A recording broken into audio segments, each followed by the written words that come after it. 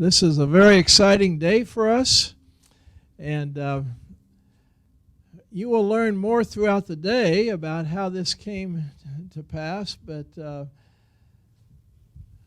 was only a few weeks ago, really, that some of you would know the name Jerry Ferris. She called me up and said, "You have to meet these new friends that I've met," and she met them at Purdue University just a month or so ago, or maybe more than that. So we're here today through the generosity of Mr. and Mrs. Ken Larson, Ken and Barbara Larson, and I want you to stand and just be recognized. They're going to share a bit of their testimony tonight about the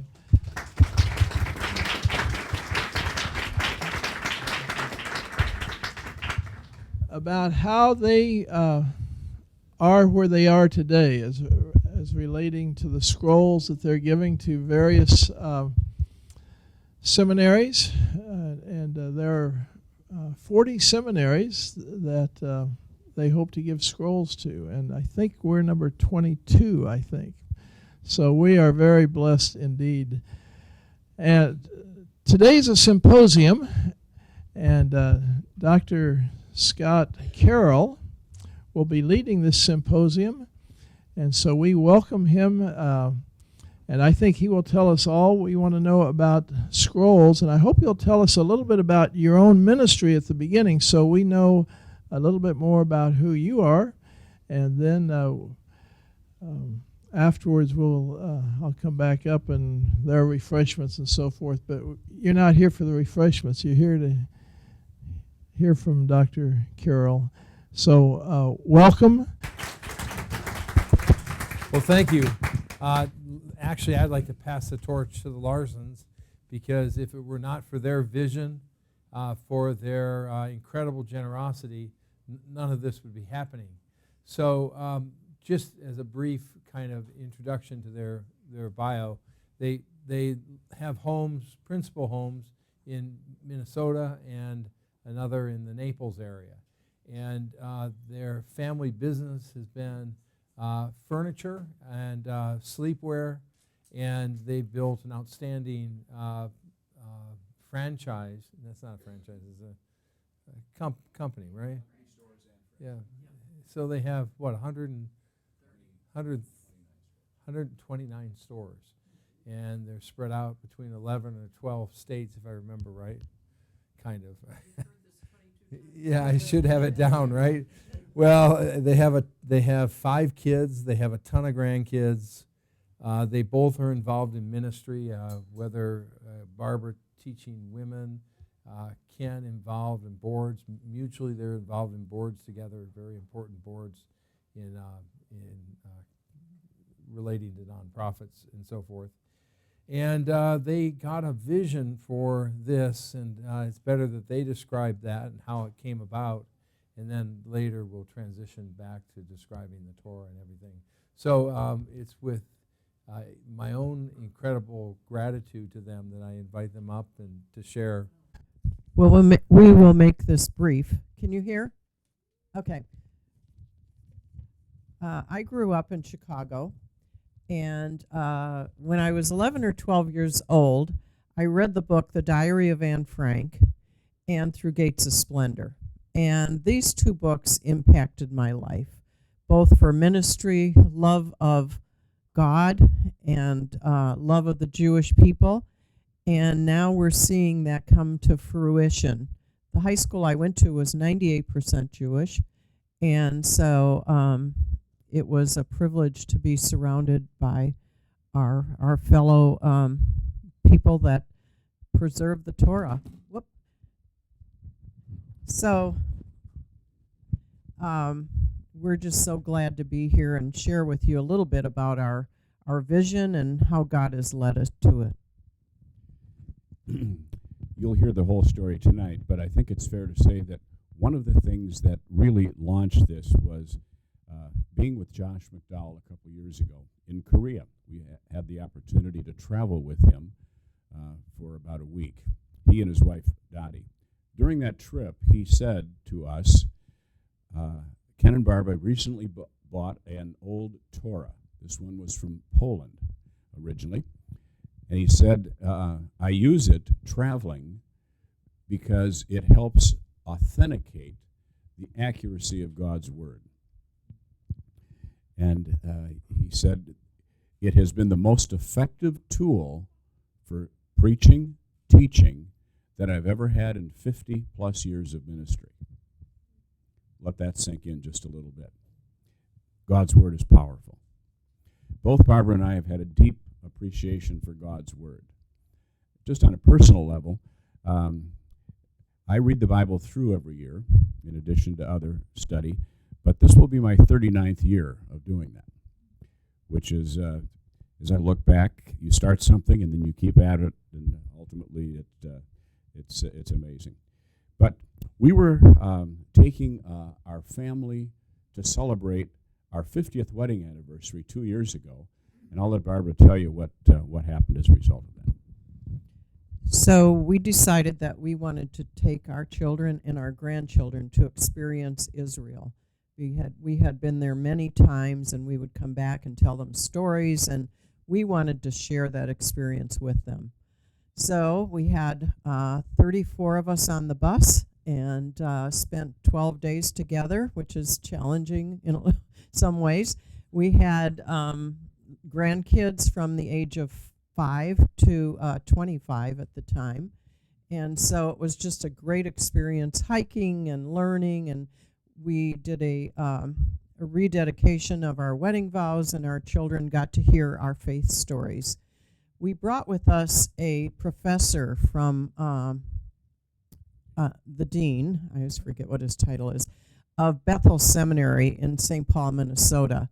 And rather than gift ourselves anything, we decided that we wanted, after listening to Josh, the importance of the Torah, that we would gift to Bethel Seminary a Torah. So at our renewing of our vows, we had them come up, and we told them that we wanted to gift a Torah to them. And tears just flowed. I mean, it was such an overwhelming reaction. And so that was kind of the beginning of our journey with the Torahs. They did an event similar to what we're doing here today. And it was about 2 years ago, March 31, 14. And at the conclusion of the dedication, we had a time with Dr. Carroll that Dr. Carroll was teaching the faculty and others how to take care of the Torah, some ways to use it more effectively. And at that point, I remembered something that Dr. Mcdowell had said to us when we were in South Korea. And it was this: you will find very few Hebrew professors that have ever read from a Torah. And I asked that question here on campus today. One person said they had, but it's far less than 10% of the Hebrew professors on the 20-plus campuses we've been on that have read from a Torah. A high percentage of the faculty members on a campus have never read from a Torah or even looked at a Torah. So it's unusual. When I asked that question to the professors at Bethel, have you ever read from a Torah? All three of them said no. I remember looking at Dr. Carroll, and I asked him, Dr. Carroll, how many seminaries that you know of have a Torah? And he said, I can't think of one. The next question was, why? Why would that be? And he said, I don't know. Maybe nobody's ever thought of it. So at that point, Barbara and I together felt that God was saying something to us. And the something was, you can do something about that. And so the vision to do this came at that moment 2 years ago when we heard the words, maybe nobody's thought about it. So that's why we're here today. And it's a treat to be on campus. We will look forward to the celebration tonight, and it's just wonderful to be here. Thank you for your hospitality. It's been wonderful. Thank you very much, Ken and Barbara. Well, as I said, this nothing would be, this would not have materialized at all if it were not for their faith vision and feeling of God's direction and opportunities of items being available and a whole host of things. There are some other people that work behind the scenes that we're deeply appreciative of their hard work pulling this together and all. My mission is pretty easy. I have the joy of describing the Torah to you, the idiosyncrasies about this particular Torah in comparison with others, and maybe cast out some ideas for how it might be used on a seminary campus and in your community and things of that nature. So that's what I intend to do. We'll watch the time carefully and save some time toward the end if there are some questions and answers that might be useful to you. But that having been said, let me begin with describing some aspects of the Torah, and I'll take a step back and kind of give you just briefly what I do and how it relates to what we're doing here. My wife Denise is with me back there, and is. Yeah, she'll guide me. She's like the guys in the airport, that bring the plane into. She steers me in the way I should go. Let's see. So my background, I have a PhD in ancient studies. If names of people mean anything in the context of that, there's a person named Ed Yamauchi, who's from Miami University, who's my major mentor. Walt Kaiser, Bruce Metzger served for a number of years on a nonprofit that we were guiding in the 90s in collection and so forth. So I have a master's degree at Trinity, Chicago, and my PhD is under Ed Yamauchi at Miami University. I've taught at a variety of schools, seminaries, undergraduate institutions, and I have, on several occasions during my 30-plus years of teaching, have had opportunity to go into the private sector and to work with private collections, helping them to know what they have, guiding their acquisitions, and all. Most recently, I had spent a number of years getting the Green family from Hobby Lobby's collection off the ground, and that entailed tens of thousands of items.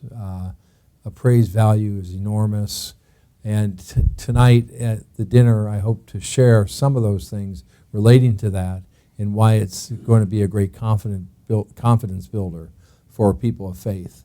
But that's what my work does. I end up, because of training in different areas, have had the opportunity to work with, I suspect the way that it is in the last 2 decades, have had the opportunity of guiding and creating the 2 largest private collections of biblical related things in the world. So I see a lot of things and work with a lot of things. As a result of that, I work with other private collections around the world. And what happens is families, can you all hear me okay? Okay. What happens is families will have large collections and they'll want to know exactly what they have in case they want to sell it. We don't get involved in the sales at all, but we do on the front end evaluating what people have. And it's a necessary step for them because very commonly, very frequently, they have X items of something, and they will, in their mind, cast a value on that, and they will become happy to sell whatever the item is for $50,000. That's just as an example. And we'll come in and help them understand that it might be worth nothing, but on the other hand, it could be very easily, but on the other hand, it could be worth $2 million. And we've seen that happen many, many times over. And then it goes either to auction or it goes to other colleagues who work with selling things to private collections. And we then benefit from that, and it works with our own nonprofit and the work that we do there. So that's what I do. I don't only work with scrolls. We work with papyri of the Old Testament, the New Testament, papyri of pagan works. We take them all, and we study them all, and we're happy to have the opportunity to be blessed to work with them all.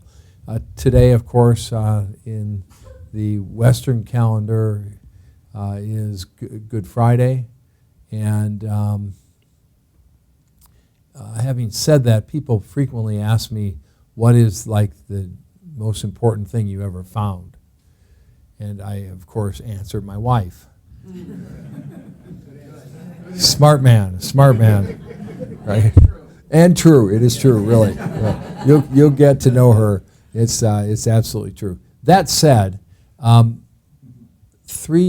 years ago on Good Friday, I had the blessed good fortune of discovering the second earliest text of Isaiah in the world. And it turned out that it was of the section many of you know about that talks about the suffering servant and the Messianic passage. So what is the likelihood of finding that and then finding it on Friday, Good Friday? It was a wonderful blessing, because I see these discoveries orchestrated and timed by God, as this is on a Good Friday. 2 years ago, maybe a year ago, 2 years ago, I was blessed to find the earliest extensive text of the Holy Family fleeing from Herod and going to Egypt. Another neat discovery. So I'm engaged with seeing what God has for me this year, but I know it's certainly this presentation to you all. So there have been things like that have been timed out with discoveries and things that are amazing. Tonight I'll share some of the bigger discoveries and all as it relates to Torah scrolls. Look, I went to the National Library in Israel, all right, so like their Library of Congress, and met with their director and their leading scholars and told them on behalf of the Green family that they were going to try to acquire as many of these Torahs as they possibly could. Just so you understand, in the Green's collection, under my direction, likely over 7,500 Torahs have been acquired. It's a massive amount. When you understand, and you will, how much work goes into just defining what you have and all of that, it's painstaking. To think of 7,500 Torahs, it's just mind-boggling, the kind of work that's set on them. But in the National Library didn't fully grasp the importance of working with these scrolls, because as you'll see in a minute, these scrolls have been decommissioned. They're no longer usable in a synagogue. It's because they have over time the wears and tears of the blemishes of use, and unless they fix them, they can't be used. So we're working with a decommissioned Torah that is now today being commissioned to new use in a new aspect of its life. The library in Israel got it. They understood that these are important. They must be studied. Some of them are 1,000 years old. A few number of them, but they are. And they 300, 400, 500 years old. That's significant with ancient documents. And they're not all the same at one level. At another level they are. But that said, we also work. So we work with the papyri and the early scraps of things. But we also are dedicated to a study of these Torahs and actually building databases for study and working with seminaries with the hope that there will be teaching venues for them, knowing how to use these things creatively in their teaching. So that's a little bit about myself, a little bit about the backgrounds and how it relates to the Torah. Let me just make some very quick general observations about how the Torah is made. There are over 4,000 rules that a Jewish scribe called a sofer has to memorize in order to be and champion, in order to be qualified to be a scribe. And we have a book that's in translation that pulls those rules together, and you can read them. And we'll make that available to you along with other things so that you can try to get your arms around all that goes on with the composition of the Torah. Of course, the Jewish scriptures, you have the Torah, first 5 books of the Bible in scroll format. In book format, it's called a Pentateuch. But in scroll format, it's called the Torah. The Torah they are still creating today. I would be surprised, or I wouldn't be surprised, if the Sofer here in Pittsburgh area is not working on one now for a synagogue in the area. There's something they're constantly involved with, and if you're a teacher of the Hebrew Bible, the Old Testament of Hebrew, go find out who that person is and ask if you can bring your students to observe their work. And you'll be very surprised. Now, the rules and regulations that are put together on how the Torah is made, they're not always followed. And that's very important to know. So it's kind of like they try to help God cement the authority and trustworthiness of the text. And there's no need that we have to do that. But we all kind of fall into this trap. How many of you have ever heard that every time before a Hebrew scribe writes the name of God, he has to take a ritual bath? Any of you heard that before? Yeah, hands have gone up. Okay. So that's not the case. They do pray when they come to the name of any name of a divine name that's given, not just Yahweh or Yeshua. They're also doing it before Elohim and so on and so forth, Adonai. They pray. They're very intentional about what they do, but the kind of ritual. Now there may be some groups that they actually do that, but how have you ever heard that they changed out their pen, their quill, when they wrote the name of God? Okay, I see hands and heads. Not so. All right. I've only seen one scroll, and when I say I've had the wonderful privilege of working with over 10,000 scrolls. So I've seen a lot, and I've only seen one where maybe it looks like there was a change in the quill itself. How many of you heard that if they made a mistake, the Torah would be not official anymore, or maybe the column or the sheet that they were writing on would no longer be official anymore? Have you heard that? Yeah, we've heard that. Not the case again. They did something much better than putting it away. They fixed it. You see, they made a mistake, then they fixed the mistake, all right? And that makes a lot of sense. We don't need to go that extra step and create a kind of mythology about these things. And that's one of the beauties of having your own Torah. We've indicated every mistake that was corrected in yours. And I think if I remember right, and I'll correct myself tonight, but I think that there are around 400 mistakes that have been corrected. That's awesome. I could see a professor, from a liberal perspective, come up and say, "Look at all the mistakes," and your response is, "Look at all the corrections. Look what was done to make sure it was right." And so we shouldn't be put off by that or fearful, but be very confident as you have opportunity to work with your Torah. So these are some minor comments. A note about provenance is important here. That is, where did it come from and what's it date to? There was an article in the Washington Post 3 days ago, about the last Yemenites leaving Yemen, Yemenite Jews leaving Yemen. Go find it. They come with their babies in one arm and their Torah scrolls in the other arm. And the story, not wanting to leave them to Muslims back behind, they carried them all and brought pictures of them going through the desert, hanging on to these things as they're rescuing them. This is what's happened in other places in Europe as well, North Africa, Central Asia, where people left their areas, brought these decommissioned, no longer usable in the synagogue because they have errors and things, cracked letters and stuff that needs to be corrected. So they bring them with them, and then when they emigrate to Israel, they sell them.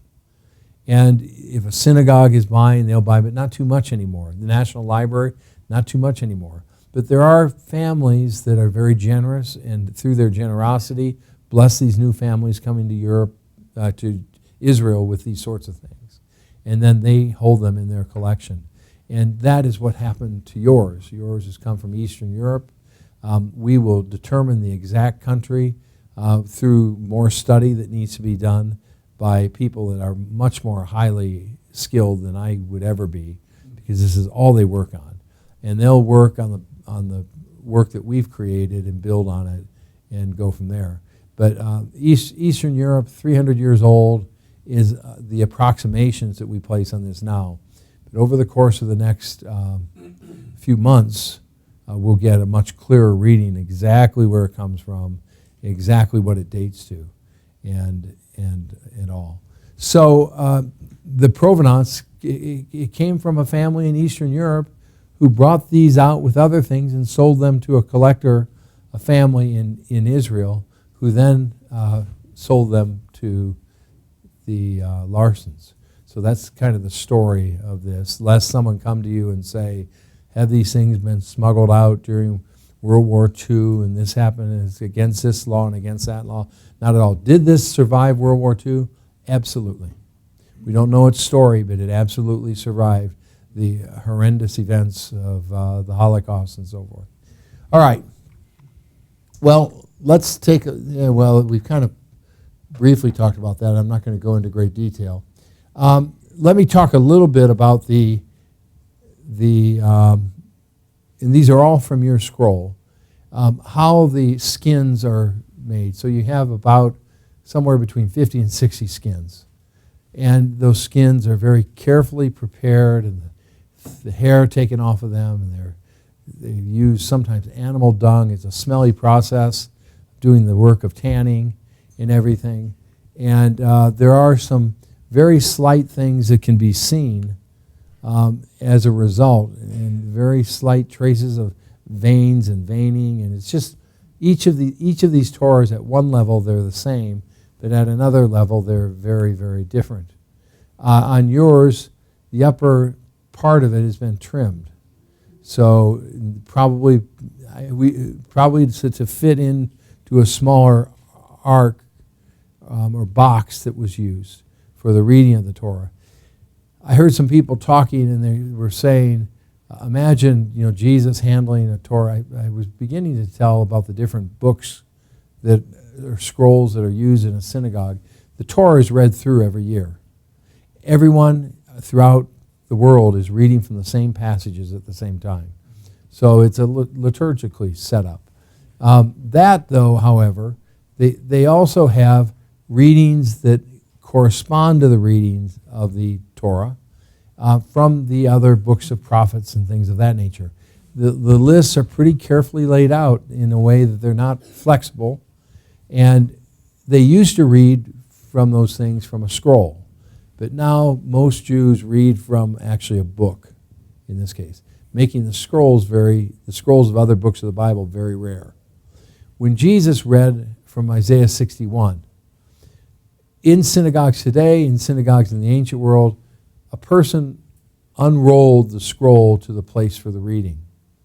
Now it's not clear because of the personal pronouns whether Jesus rolled his out or whether someone did for him and handed him the scroll. The tradition would be someone else did it and laid it out. Jesus didn't thumb through the scroll looking for something that would be a great messianic earthquake.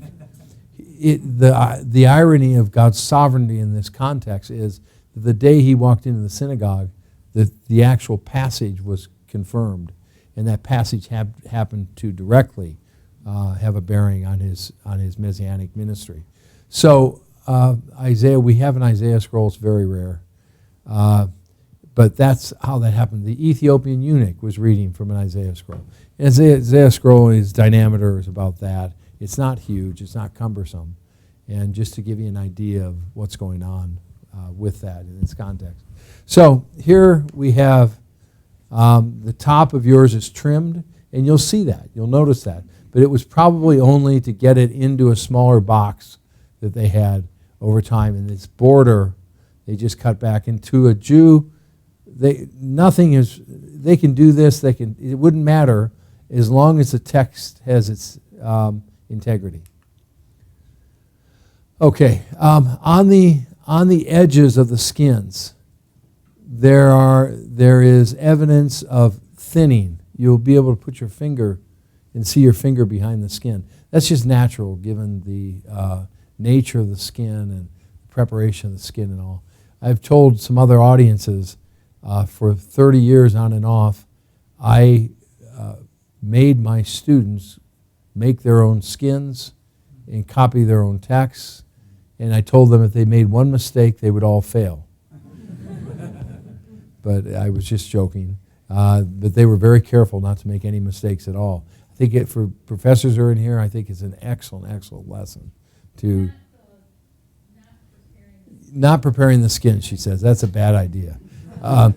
You can buy papyrus and things like that, and something neat to write on. But all right, this is the backing of your Torah. Your Torah is lightly brushed with like a plaster-like substance called meshuach, and this was commonly done. I don't know if it was done in the preparation of the scroll itself or later, but it just makes it a little more durable and heavy. There are patches and so forth, and sometimes these patches actually affect the side of the that's actually written on. Now, with this, you can barely see, very faintly, that there are lines that run down here. These pinholes are guides for lines, and they would put on the top and the bottom lines. They'd go ahead and scratch lines across this. They write underneath the line, and they're writing from right to left. And so they want to be very careful that they stay in step with the text that they're copying from. So here, this guy's gotten off by having too many small letters here.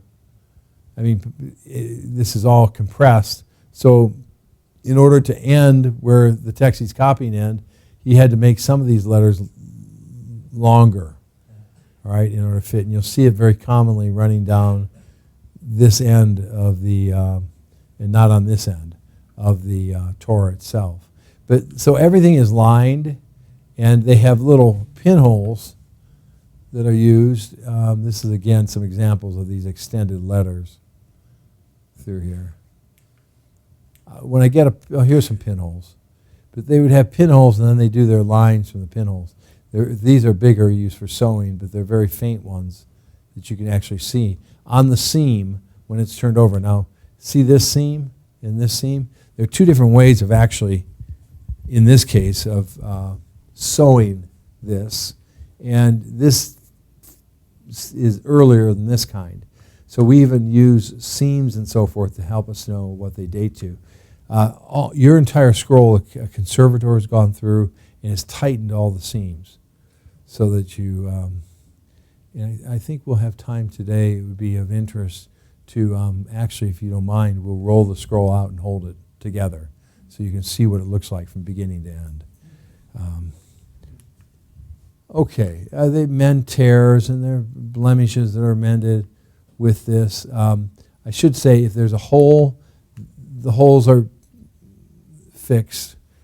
Someone might say, well, they never wrote in the hole, a patch in the hole. Sure they did, and you'll have examples of that. They never made corrections of the name Yeshua. Yes, they did. They just, so you have these rules, and then you have what they did, and they don't always match up, but that's always interesting. Okay, so here we are at the beginning of Genesis. Oops. And it begins very commonly with a large letter, a capital letter, which is announcing the beginning of Revelation. Sometimes these words are slightly enlarged as well, but that's what you have. Now, here we have the Shema, okay, from here to here. And again, the last letter of the first word, all right, Shema, and the last letter of the final word for one is capitalized. So the capital letters were used to emphasize important passages. You have to bear with me as I talk about this because I think these things are important. So just hold tight with me a second. And let me say that there are other instances of enlarged letters that are in it. Upward to around 30 enlarged letters are found in. It's very rare to find them in all Torahs, but they'll have bits and pieces, some 5, 10, 15 of the enlarged letters. Notice here as well, I'll get back to this, But there are also letters that are they have dots above them, even the divine name. And so this is something that's important. Now, notice that these dots are not the same as this. These are what the King James translated tittles, all right, or crowns. Tagin is the Hebrew word for it. And what they are, they occur over certain letters, and they're used to adorn those letters. We don't know why they were used, technically. So when you talk about not a yod, okay, so back here, not the smallest Hebrew letter, or these kind of things will pass away until everything's fulfilled. If I paraphrase this, it would be like, not the smallest Hebrew letter, nor the smallest, most insignificant things about the Torah, meaning these things, will pass away. So very interesting. Today you hire a scribe to do a Torah for you, and they'll want to know how ornate you'd want it done, and how ornate you want these tittles done. These are fairly nice, and there's some other examples. See how they've gone across the top here? So these are very nice examples. As far as the large letters are concerned, this is a Torah that dates about the same time as yours. We've got the Shema is done. We've got other places where letters are enlarged. Let's go back to the earliest complete Hebrew Bible, the Leningrad Codex. And in the Leningrad Codex, you have enlarged letters as well. Hey, this is the Shema. Okay. So, what happens with the Dead Sea Scrolls? You've got large letters there as well. Now, it could be the large letters were caused by corrections that were made, and the correction was a little bit larger. But if that's the case, then scribes for thousands of years dared not mess with the text, but instead copied those letters religiously that were large, so as not to make any kind of mistake whatsoever in what they have to do. Now, I'll emphasize this again in a second, but here are some other examples of another feature that's done where there are suspended letters. So right here is a letter Hey, and here it is as a regular size, but here it is as a miniature size, and kind of brought up to the top. It's called an extended or small letter. And there are 10 or 15 examples of these in the Torah. Yours goes through with a number of them and makes the small letters. Over here, do you see the aleph that's small? Next to this one. So they're easy to see next to them. Okay? Here's a Hey that's been separated by a letter space. All of these things are modeled by tradition. So there are examples that are from the Leningrad Codex, which is 700 years before your scroll. They're copying them the same way. You go back to the Dead Sea Scroll, same way. So like if I were suggesting an interesting way of defending the accurate transmission of Scripture, it's one thing to say that the text is 100% accurate. It's quite another thing to say even the way they dotted questionable letters and wrote large letters and small letters, even that is the same. That's a very powerful apologetic when you get your arms around that. Now, the ends of books and the beginnings of books were with four open rows. And so that's the case here. When we roll the Torah out, we'll look at it and you'll see exactly where books begin and end. Now there are no vowels, that is vowel points. There are no punctuations. There's no chapters or verses. There are breaks that you'll have in passages, and these will later translate to breaks in verses and in chapters. But you could even argue by the tradition of the breaks. So not to argue the text, which is given, but even where they put the breaks, that those things are ruled by tradition. They actually have a place where they have a broken vav here, shalom, and we have the vav that's broken. And the reason is it has to do with Jacob and Esau. And it had to do with one coming on the other, Esau coming to Jacob, greeting him with shalom. And this is done to help the reader understand that it was an insincere shalom.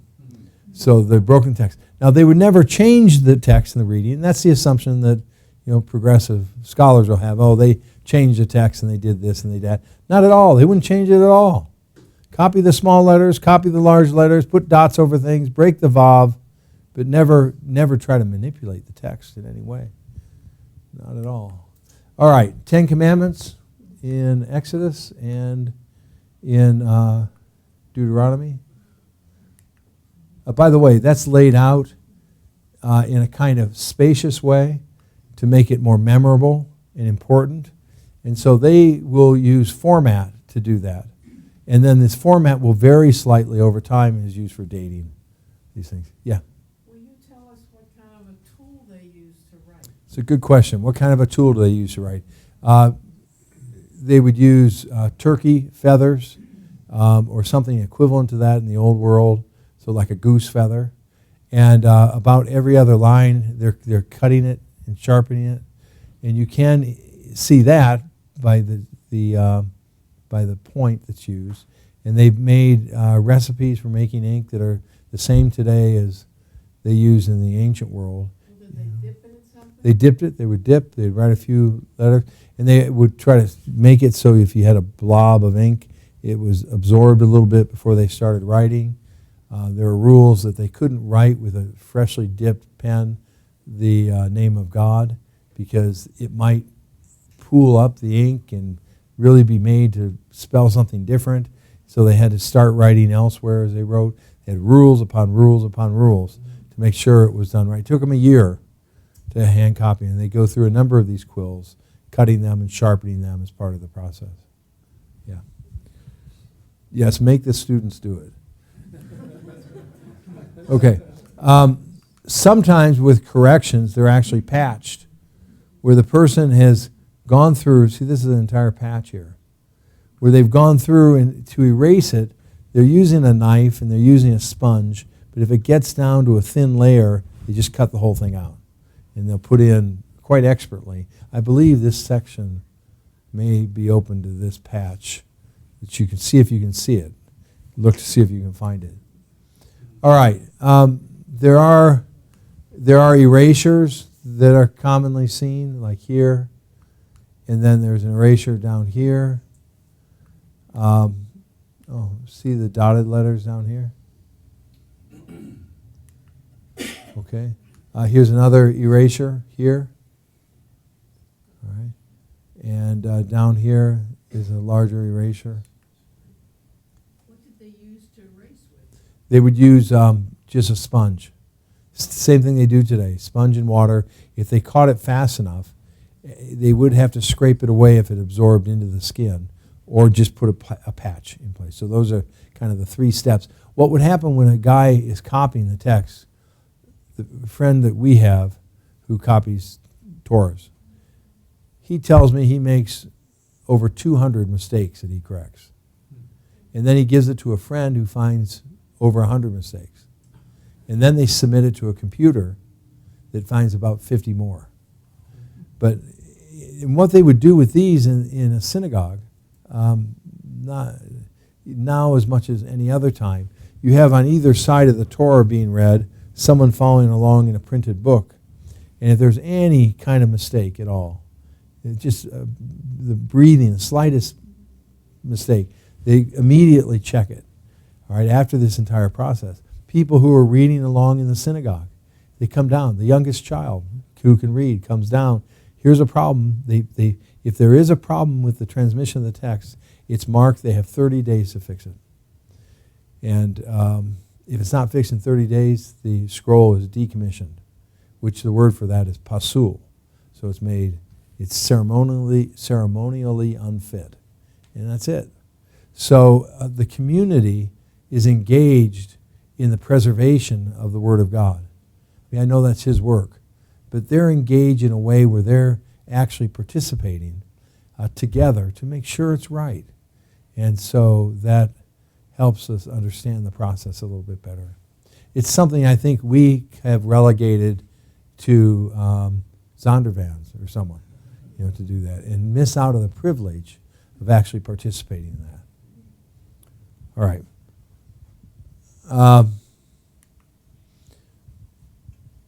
This is just one. You'll find more than these when you have time to study it. But this is a little check by a corrector to make a correction in here somewhere.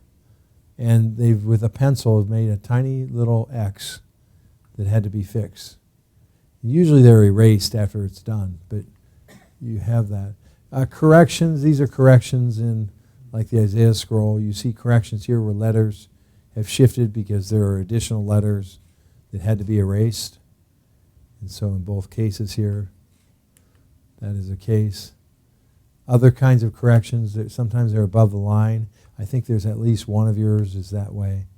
But that bears my tradition. Here are your dots again, and words written above the line, dots below the line. Why didn't they erase it all? Well, the tradition is to provide the correction there and let the reader sort it out. One major problem with text is the flaking of ink, where it chips away. And then, this could look like a yod. This could look like a vav rather than a resh. And so there are very, very strict regulations about how letters are formulated and what's done with all these things. And they would have to be re-inked. So you see it as being dark over here. These have actually letters have been re-inked. But here's some flaking up here. Here's a flaking there. Just a small point is that the Jewish tradition of this is good with being the Easter weekend. The Jewish tradition of Psalm 22, manuscript tradition, they pierced my hands and my feet. Most Jewish manuscripts read, "Behold, a lion, my hands and my feet." Now, when the difference between they pierce and a lion is the difference of the length of one letter. All right. Now, what's fascinating is that when the Dead Sea Scrolls, when Psalm 22 was discovered in this passage amongst the Dead Sea Scrolls, scholars had a great interest to see what that said, that scroll. And it said, "They pierced my hands and my feet." So the earliest textual evidence that we have for that is they pierced, not like a lion. Like a lion was read from a letter that had been abbreviated, all right, a yod rather than a vav, and made the entire difference between that of great theological importance. So that's why there's such great concern or care that they take in the creation of letters, and afterwards, as this has been used for several hundred years, making sure on an ongoing basis that the letters are clearly read. So there's no opportunity to misconvey in any way God's word. All right. Other examples of damages, you're going to have a number of these things that I've seen on yours where they did some re-inking and they rolled the scroll over it while it was still wet, and you'll have some small things like that. The crowns that I mentioned, look at these crowns, how beautiful they are. Look how fair and fine these are. Here's again an example of the chipping of the letters.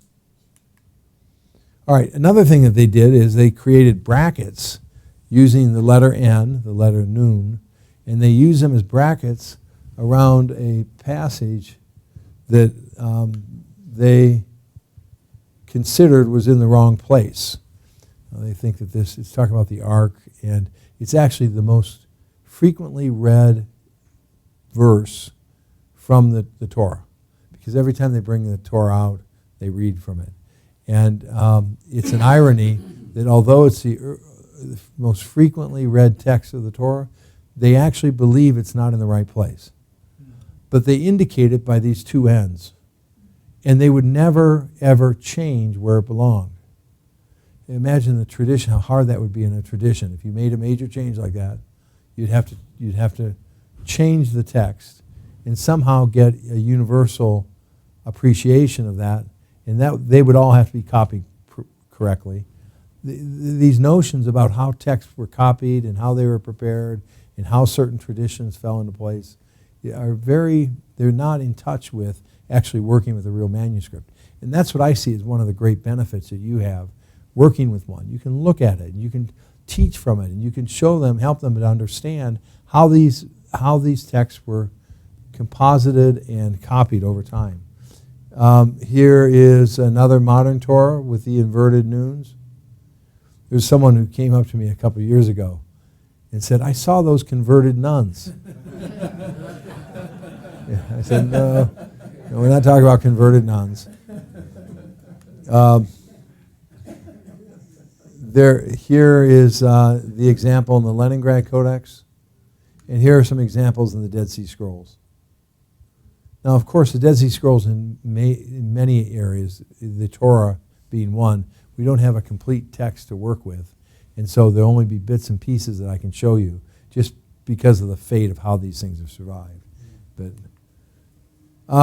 they did different pagination for the Song of Moses at the end of Deuteronomy, for the Song of the Sea, which is Exodus 15 and the parting of the Red Sea, and the Ten Commandments. Oh, no, that's a priestly blessing. But all important passages. Here's the Leningrad Codex, and there is the Song of Moses in two small columns, just as it is here. Here is the parting of the Red Sea. In the same way, it's here. And this is 700 years. Yes? I have a feeling that there are a number of people here, especially our young ones, that don't know what the Leningrad Codex is. Yeah. Well, their parents have a real responsibility then.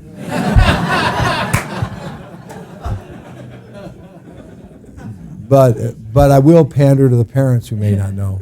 Look, what we try to do with this slideshow, and I'll give it to you all, to better enhance with what you're doing.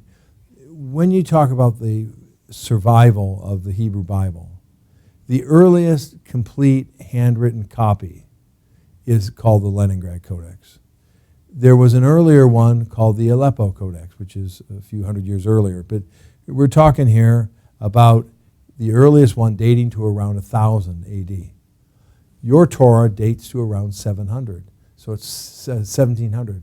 So it's 700 years later than the Leningrad Codex.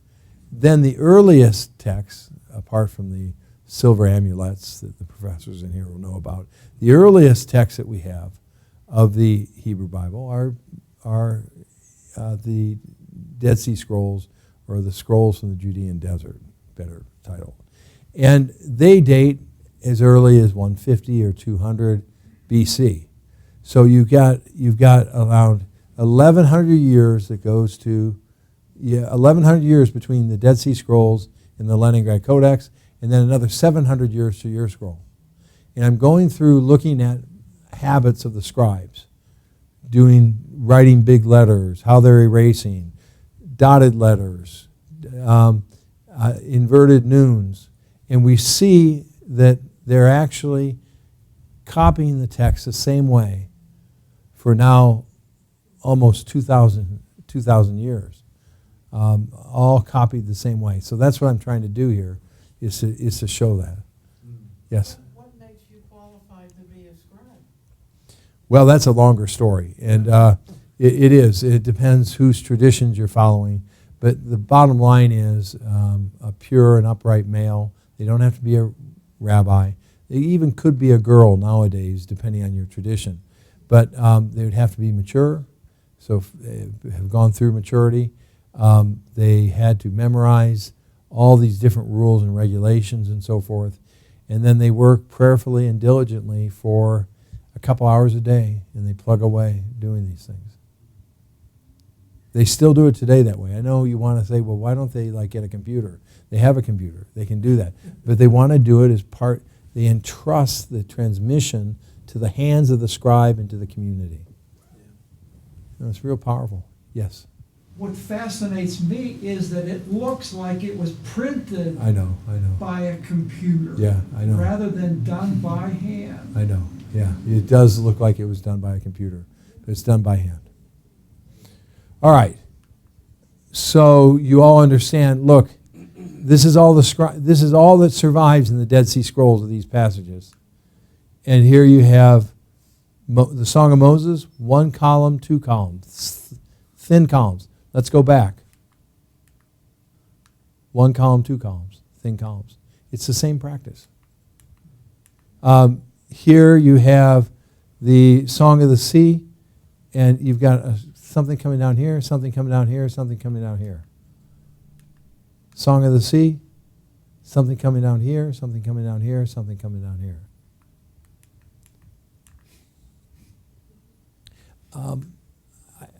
With your Torah, because we have no way of referencing exactly where to go with each thing, we've got a 100-page document describing how it was created and things that are done.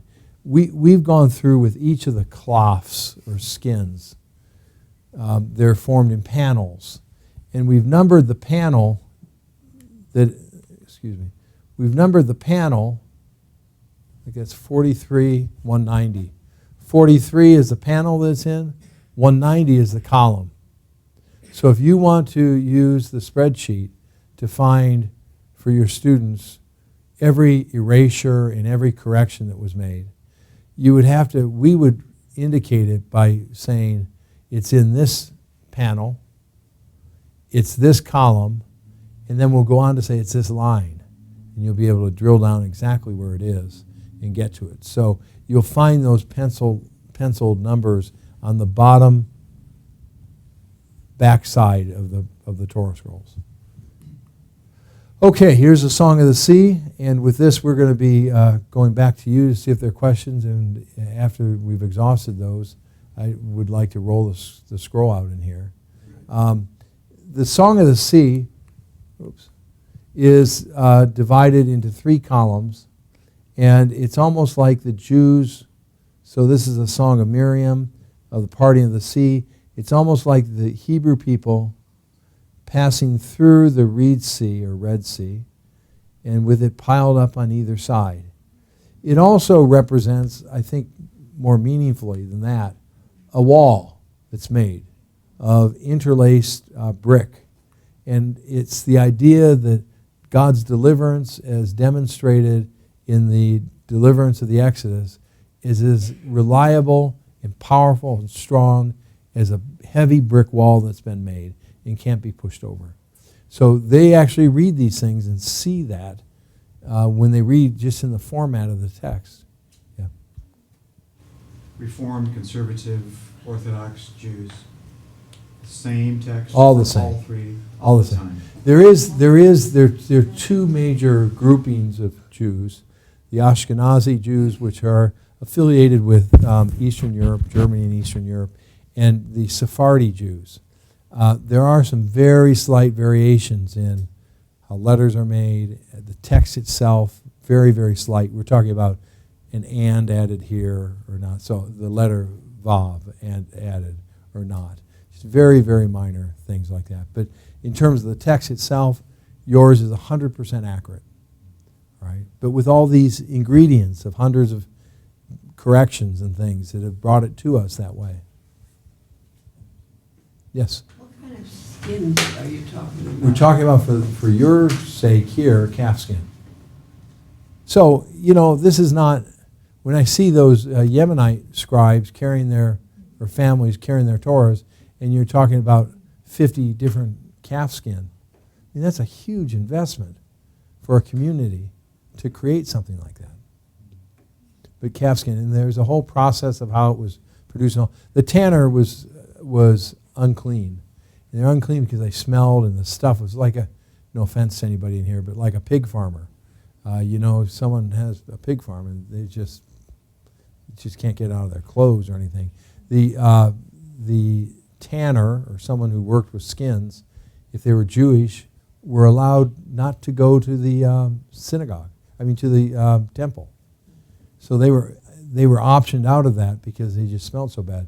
So it's a meaningful and interesting thing that Simon Peter went to a tanner.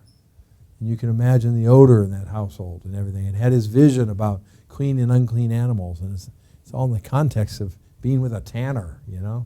So Did you say cat or cat? Okay. yeah.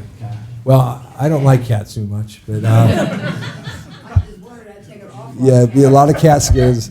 So cat. Calf skin. Yes, sorry for not pronouncing my last letter.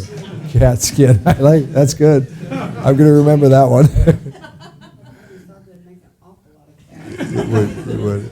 Yeah, an unclean animal, I would suspect. I don't know. Yes, What about career readings? Are they, they're not indicated. They're not there. they're not, No. okay, there's nothing in the. So that's no. So that's where you, with your Masoretic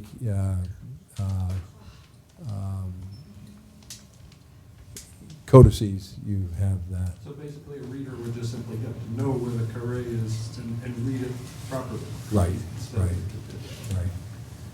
And there's when they read, there's the scribe is there, the rabbi is there, and the cantor. Oftentimes, when someone is, it's my understanding, when they're honored to come up and read, they will instead say a prayer and pass it back over to the cantor or to the rabbi. Yeah. The question, same rules apply for the rest of the Old Testament? For the scribe, the sophers? Generally, yes, but it's not the same bar of responsibility. So the Esther scroll now coming close to or out of Purim, this is something they would do slightly different, and with making the mezuzahs and things like that. But this is a bar you can go to as it relates to this. It just didn't have the same view of those. Yes. Why is it written and read right to left? Right. Well, I was teaching a Jewish group recently, and they said, "Why do they write left to right?" Tradition. Yeah, tradition is good. Yeah. If you were a left-handed scribe, you had to write with your right hand, and of course, you're copying over your writing. So you're coming over it. So it all has to be done very carefully as a result of that, so you don't smear anything. Yes. As someone who spent 30 years on the other end of a library thing, the preservation of this, the responsibilities, I mean, it obviously can't sit out on that table Well, forever. no, everything is in a state of degrading, and it's part of the results of the fall. I knew somebody who had a very large, before the Greens, had the largest private collection in the world, and he's passed away. But one day I was kind of taking him through his own collection, and he said, Scott, what am I going to do when I die? What's going to happen to this? And he felt this huge responsibility that here he's worked to create these things. Who's going to take care of them? What will happen to them? How are they? And ultimately, these are very difficult decisions. Ultimately, you will be good stewards with this, but wear and tear happens, things happen, and look, that has survived 300 years, okay? So it's like the U.S. Constitution or something. They put that in a vault, and they close it up, and they open it up for a number of minutes and close it up. This has survived, and the survival's so unbelievable. Calf skin is pretty resilient. It can stand up to difficulties, challenges. Unstable temperatures, unstable lighting, humidity. These are the big things you want to try to stabilize. There are two different traditions with things like this. One tradition is you wear gloves, and another tradition is you have clean hands, you don't wear gloves. My training is the clean hands, not to wear gloves, and that's the way the British Library approaches this. The Vatican, there where the gloves and everything.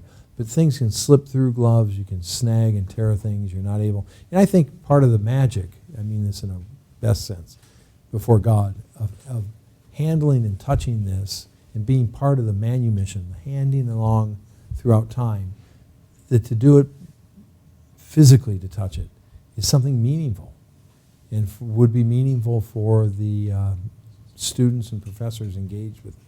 They have when we pass it around here, to be able to handle it and remember that will be very powerful. Now, the weakest places, the weakest links are the seams where they're sewn together. They've all been tightened up. Everything's in great condition. Over the course of the next year, if something happens to it, it's brought into a classroom, it falls off the end of a table, something happens and it needs to be mended, send it to us and we'll go ahead and do that